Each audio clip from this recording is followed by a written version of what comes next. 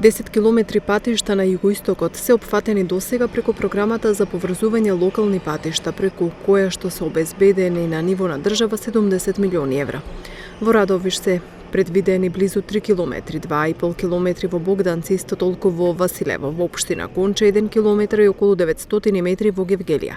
Но ова се само дел од локалните патишта, појаснуваат од Министерството, додавајќи дека дополнително се распишуваат нови конкурси. Проектот е со вкупна вредност од 70 милиони евра. Средствата се распределени на 80 општини и градот Скопје за реализација на проекти во локалната патна мрежа, преку кои се очекува да се рехабилитираат вкупно 450 километри локални патишта. Посетив голем број на општини, остварив средба со голем број на градоначалници, граѓани во општините, со општинските администрации и секаде ги имавме истите предизвици, а тоа е реализација на крупни проекти во општините за подобрување на локалната патна инфраструктура.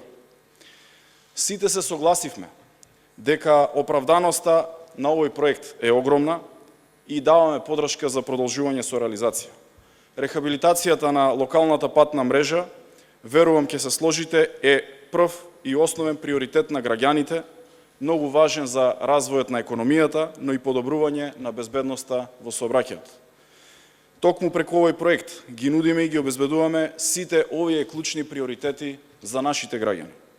Особено сега во време на најголемата светска криза, кога има лимитирачки фактори во градежништвото, го зголемуваме капацитетот на општините и вбризгуваме повеќе средства во економијата и во локалните средини.